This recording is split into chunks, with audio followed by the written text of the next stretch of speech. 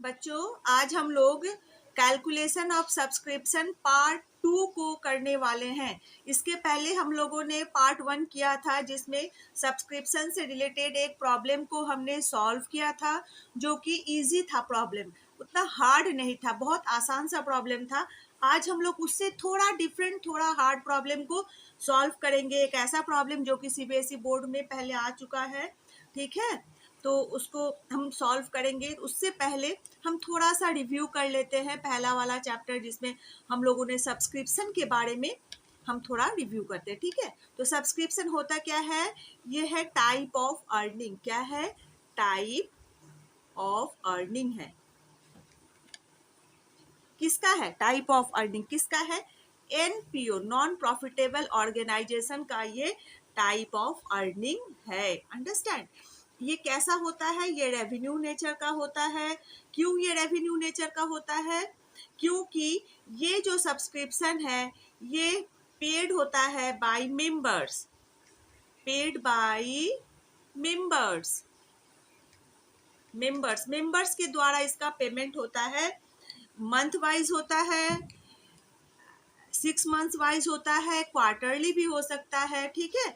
तो चूंकि ये बार बार एक ही मेंबर हर मंथ पेड कर रहे हैं सब्सक्रिप्शन, तो इसलिए इसको हम लोग रेवेन्यू इनकम में लाते हैं। साथ ही साथ इसका अमाउंट जो होता है वो भी बहुत स्मॉल अमाउंट होता है, तो इसको हम रेवेन्यू इनकम में लाते हैं। एट द सेम टाइम बच्चों, ये जो सब्सक्रिप्शन है ये मेन सोर्स ऑफ अर्निंग है एनपीओ का। नॉन प्रॉफिटेबल ऑर्गेनाइजेशन का ये मेन सोर्स ऑफ अर्निंग है। इसको हम इनकम एंड एक्सपेंडिचर अकाउंट के इनकम साइड में दिखाते हैं, मतलब क्रेडिट साइड में इसको हम दिखाते हैं। और एक बात, सब्सक्रिप्शन जो है वो हमेशा रिकॉर्ड होगा करंट ईयर का ही। अगर प्रीवियस ईयर का या फिर नेक्स्ट ईयर का सब्सक्रिप्शन किसी ने करंट ईयर में पेड किया है तो उसको हम लेस कर देंगे, और इस ईयर का सब्सक्रिप्शन को ही हम current income and expenditure account में शो करेंगे। अंडरस्टैंड? ओनली करंट ईयर का ही शो होगा।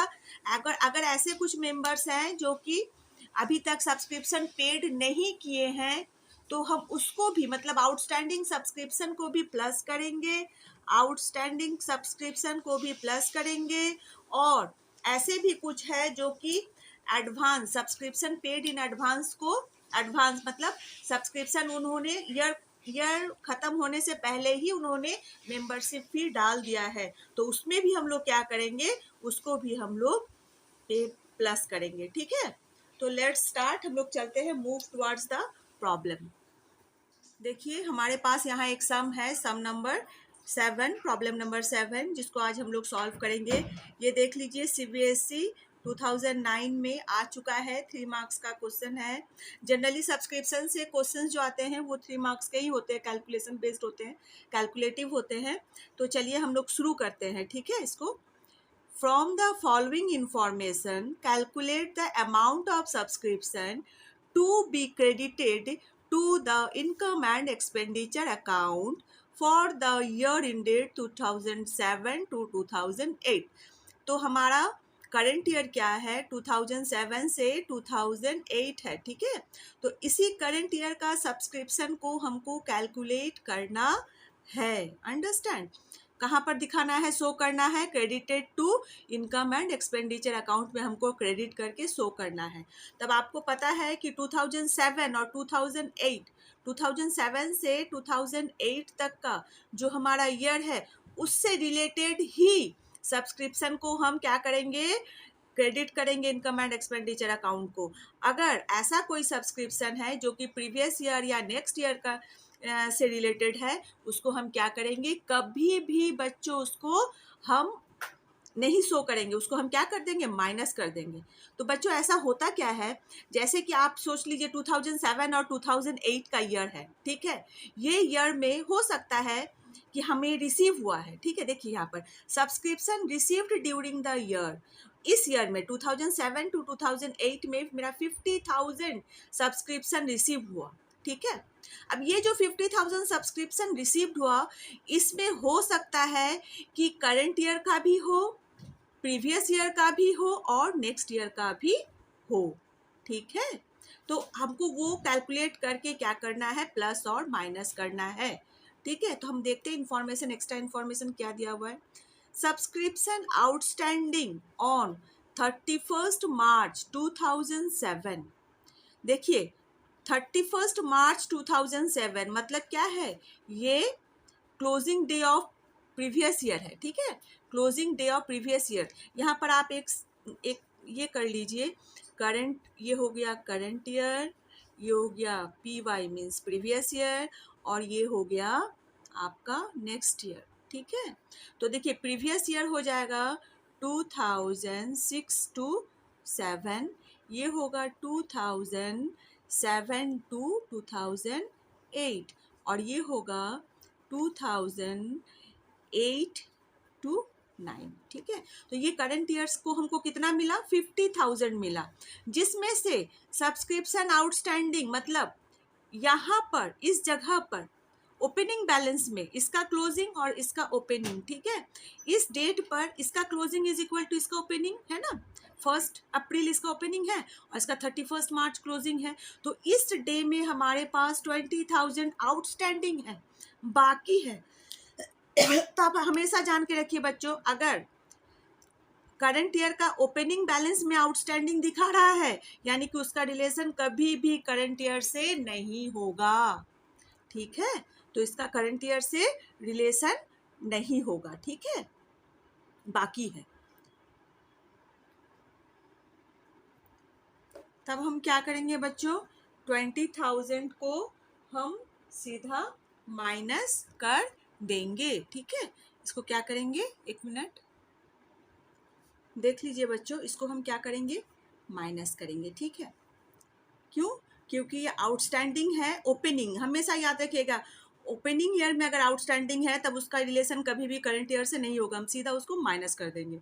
ठीक है, अब देखिए सब्सक्रिप्शन आउटस्टैंडिंग ऑन 31 मार्च 2008 मतलब एंड ऑफ द ईयर, 31 मार्च 2008 मतलब इस जगह पर एंड ऑफ द ईयर में आपका आउटस्टैंडिंग है 6,000, मतलब कहीं ना कहीं इसका रिलेशन हमारा किसके साथ है, करंट ईयर के साथ है। क्योंकि एट द एंड ऑफ में अगर आउटस्टैंडिंग हो रहा है मतलब करंट ईयर के कुछ मेंबर ऐसे हैं जिसने अभी तक पूरा मेंबरशिप फी नहीं दिया है। ठीक है, तब इसको हम क्या करेंगे, प्लस करेंगे। ओके, अब देखिए subscription received in advance on 31 मार्च 2007 यानी कि ये डेट कब है, ओपनिंग बैलेंस का है ना, एकदम ओपनिंग ऑफ द ईयर है, अकाउंटिंग ईयर है, तब यानी 31 मार्च कहिए या फिर 1 अप्रैल कहिए, तो आपका कितना हो रहा है 31 मार्च 2007 को 8,000 जो है ये पेड इन एडवांस है।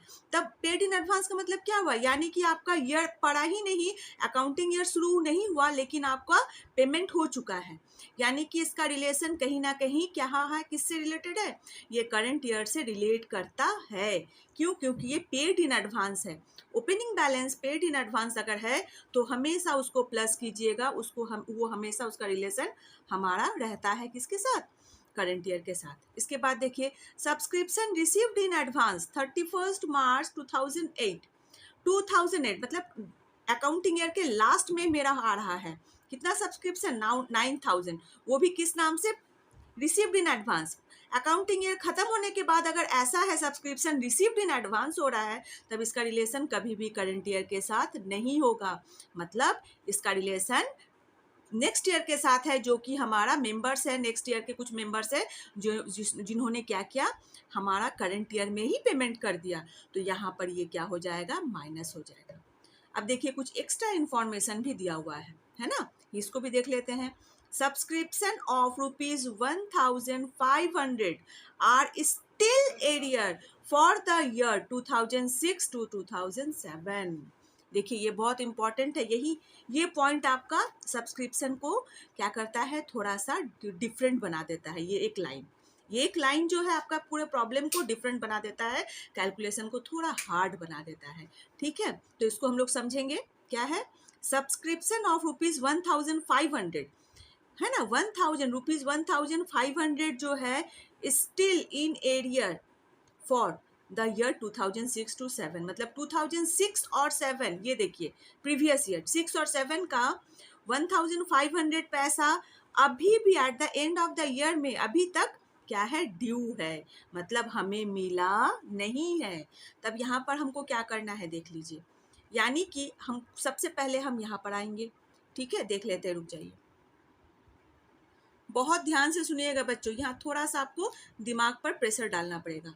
देख लीजिए, ये जो है हमारा इस डेट में 2007 का ओपनिंग बैलेंस जो है, फर्स्ट अप्रैल को मेरे पास कितना आउटस्टैंडिंग था, 20,000 आउटस्टैंडिंग था, ठीक है। इसको हमने क्या किया, ये जो है सब्सक्रिप्शन, इसको हम क्या किए, माइनस किए, ठीक है। लेकिन माइनस क्यों किए, क्योंकि हमने ये मान लिया कि इसका पेमेंट करेंट ईयर में हो चुका है, मतलब 50,000 में इंक्लूड है, इसीलिए हमने 20,000 को माइनस किया। लेकिन at the end of the year, ठीक है, हम क्या देख रहे हैं कि 1500 जो है अभी तक हमको पेमेंट नहीं हुआ है, यानी कि हम ये कह सकते हैं कि ये 20,000 जो है इसमें से 1500 का पेमेंट करेंट ईयर में नहीं हुआ है, जो कि प्रीवियस ईयर का था, है ना।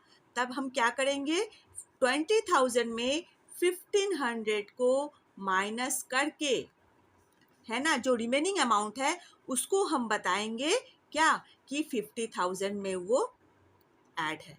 तो हम क्या करेंगे, 20,000 से 1500 को लेस करने के बाद जो अमाउंट आ रहा है उसको हम माइनस करेंगे। यहाँ पर देख लीजिए, 20,000 से 1500 को माइनस कर देंगे, है ना। क्यों माइनस करेंगे, फिर से मैं बता रही हूँ क्यों माइनस करेंगे, क्योंकि इसका पेमेंट अभी तक नहीं हुआ है, करंट ईयर में अभी तक नहीं हुआ है। तब तो कितना पेमेंट हुआ है, इसको माइनस करने के बाद जितना अमाउंट आ रहा है, मतलब आ रहा है 18,500, सिर्फ इसी का पेमेंट इंक्लूड है हमारे करंट ईयर में। तब इसको सिर्फ हम 18,500 को ही माइनस करेंगे, ठीक है। इसके बाद फिर से हमारा क्या है, आउटस्टैंडिंग है, यानी कि at the end of the year में भी आउटस्टैंडिंग है, यानी कि एंड ऑफ द ईयर में क्या है हमारे पास, आउटस्टैंडिंग 6,000 है ना, बाकी है 6,000। अब ये भी यहाँ पर थोड़ा सा आपको देखना है, 6,000 बाकी है, लेकिन क्या ये पूरा 6,000 करंट ईयर का है, नहीं है। क्यों, क्योंकि हमारा यहाँ नोट बता दे रहा है 1,500 जो है वो प्रीवियस ईयर का मेंबर जो है अभी तक नहीं दिया था, जो कि करंट ईयर में भी पेमेंट नहीं किया है। तब हम क्या करेंगे, इसको 6,000 से हम फिर से 6,000 से हम 1,500 को माइनस कर देंगे। क्यों, क्योंकि इसका रिलेशन करंट ईयर से नहीं है, और at the end of the year जो है आउटस्टैंडिंग का जो है 6,000 अमाउंट उसमें हमारा इंक्लूड हो जा रहा है ना, तो इसको भी हम लोग माइनस कर देंगे। तो चलिए लेट्स सॉल्व द सम, इसको हम लोग सॉल्व करते हैं। हमको उम्मीद है हमने देख लीजिए क्वेश्चन में ही इस तरह से इसको डिस्कस किया कि हमारे दिमाग में ये सेटअप हो गया है। आप हमेशा ये कोशिश कीजिए बच्चों, जब आप क्वेश्चन पढ़ रहे होते हैं उसी समय आपके दिमाग में वो सेटअप कर जाएगा कि किस तरह से हमको इसको सॉल्व करना है। तो 50% हमने यहाँ डिस्कस करके सॉल्व कर दिया है ना, 50% हमने डिस्कस करके सॉल्व कर दिया। अब जो 50% बचा है उसको हम लोग क्या करेंगे, बोर्ड में सॉल्व करेंगे। तो लेट्स सी, देखिए हमारा सब्सक्रिप्शन अकाउंट तैयार है। यहाँ सब्सक्रिप्शन अकाउंट नहीं, यहाँ हमको सब्सक्रिप्शन कैलकुलेट करने के लिए फॉर्मेट रेडी है, income and expenditure account for the year ended 2007 to 2008, ठीक है। यहाँ एक्सपेंडिचर है और यहाँ इनकम है।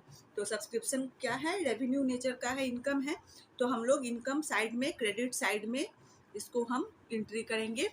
बाई ओवरऑल सब्सक्रिप्शन कितना रिसीव्ड हुआ था, ओवरऑल सब्सक्रिप्शन हमारा 50,000 रिसीव हुआ था, है ना। तो बाई सब्सक्रिप्शन अकाउंट रिसीव्ड, हाँ, सब्सक्रिप्शन रिसीव्ड कितना था, 50,000। इसको भी कैलकुलेट करना है, इसलिए हम लोग इसको अंदर में लिखेंगे। लास्ट में सारा जब कैलकुलेशन हो जाएगा फिर इसको हम बाहर शिफ्ट कर देंगे, ठीक है। अब देखिए इसमें हमको ये रिसीव हुआ था 50,000, इसमें क्या करना है, आउटस्टैंडिंग और प्रीपेड को प्लस माइनस करना है। तो सबसे पहले हमको क्या करना है, जो ओपनिंग बैलेंस है, आउटस्टैंडिंग सब्सक्रिप्शन रिसीव्ड, कौन सा डेट है,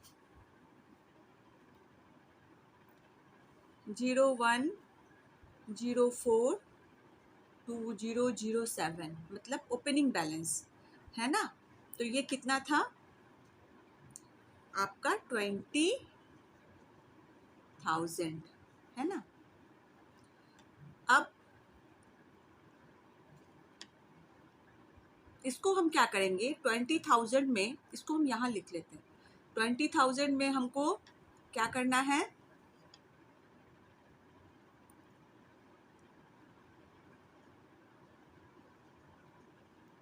लेस करना है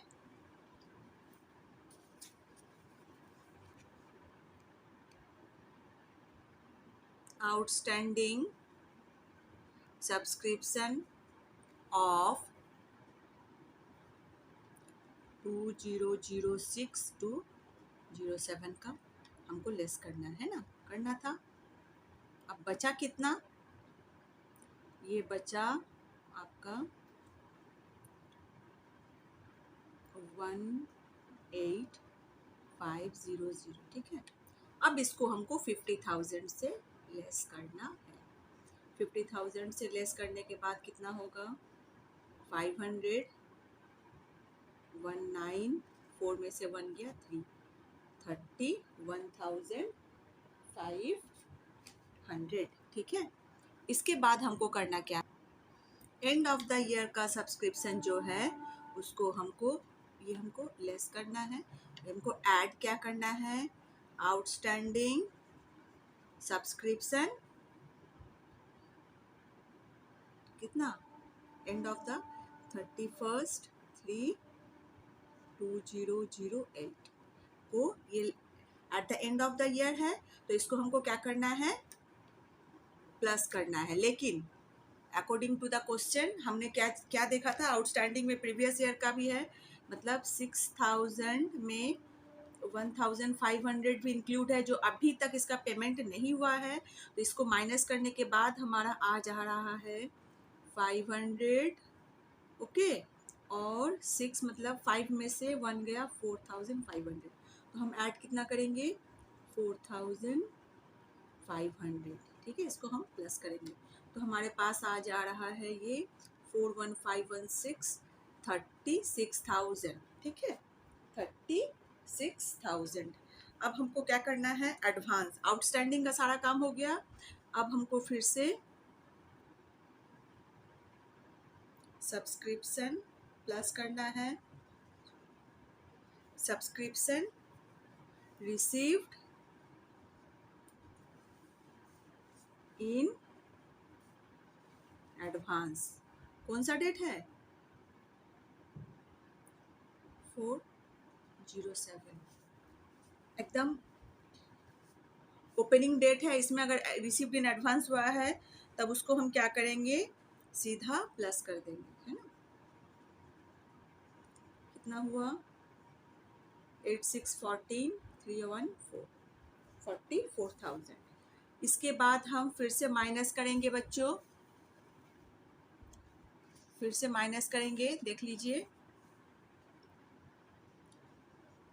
subscription received in advance last accounting year के लास्ट में, मतलब 31/3। तो इसका रिलेशन क्या होगा, हमने बताया था आपको, इसका रिलेशन करंट ईयर से नहीं है। तब इसको हम सब्ट्रैक्ट कर देंगे, 9,000 है जो, सब्ट्रैक्ट करने के बाद हमारे पास आ रहा है 0,009, 14 में से 9 गया, कितना होगा,